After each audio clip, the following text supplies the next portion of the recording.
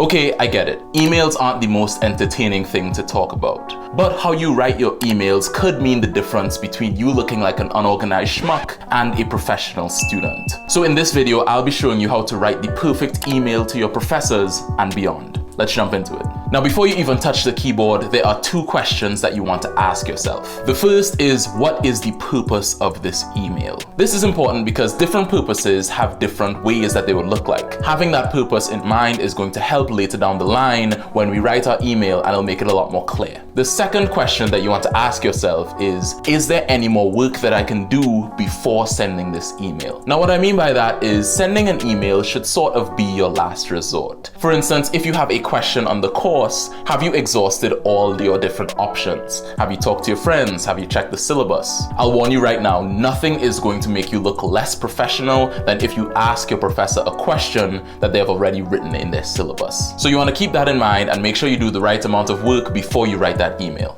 Now onto the breakdown of the email. There are four major sections: the subject line, the greeting, the content, and the sign-off. Each of these sections are important in their own right and could make or break an email. Now, the subject line is basically the title of your email. It should be clear, concise, and tell the reader the purpose of you sending that email. It could make the difference between the person opening the email or it being unread and ignored. If you're emailing a professor, you should put the code of the course that that professor is teaching you in. Professors have a bunch of different commitments and courses that they have responsibility over. So putting that extra thing in front of the subject line is going to make it stand out and make them understand a little bit more what the email is for. So as an example, if you're asking a question about an assignment, it could look something like this. Phys 420, seeking clarification on topic for short essay assignment. Boom, that tells them everything they need to know before they even open the email, and they can start thinking on how to answer it already. Now, the greeting sets the tone and vibe of your email. If you come in with the wrong vibe, it could put the reader off and lead to them not wanting to help you and not even replying. For professors, unless you have a prior relationship with them,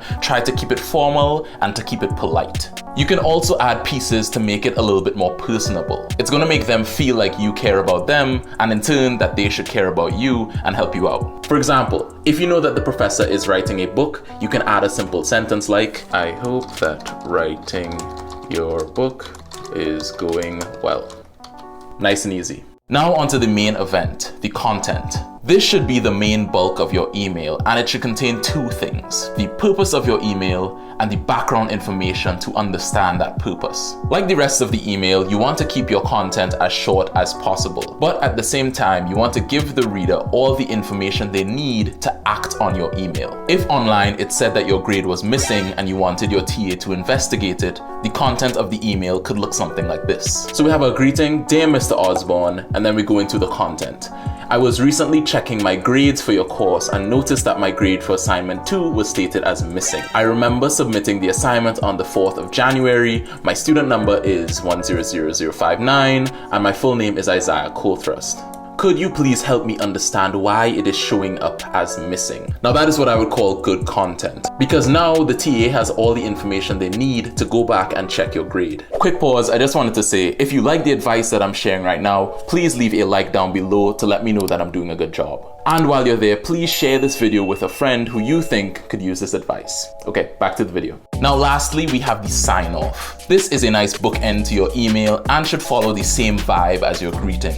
So this is how I tend to sign off my emails. Nice and simple, looking forward to hearing from you soon, all the best, and then we go into my email signature. You can't just put your full name, but a signature like this really elevates your email and makes it look that much more professional. I would love to make a video explaining how to make a good email signature, so if you're interested in that, please leave a comment below. Okay, so now that your email is done, there are three things that you want to do to make sure that it is on point. The first is to skim the email. If you give it a skim and in the first 3 to 5 seconds you can understand the gist, that is a good sign that it is clear and readable. The second is you want to make sure you add any attachments that are needed to understand the email and to copy anybody who needs to be kept into the loop. The final thing is you want to pretend that you're the reader of the email and then read it out loud. You want to ask yourself certain things like, does it sound professional? Does the email flow? And most importantly, Does it give me all the information I need to take action on it? Putting yourself in the reader's shoes can really make a difference in terms of needing to add or take away information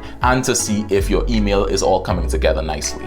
So now you know how to write the perfect email to your professor. And if you like content like this, you can subscribe to my channel to get tools and tips to help you be better than you were the day before. But that is all from me. I hope that you have a good day and that you keep improving. All the best, Isaiah.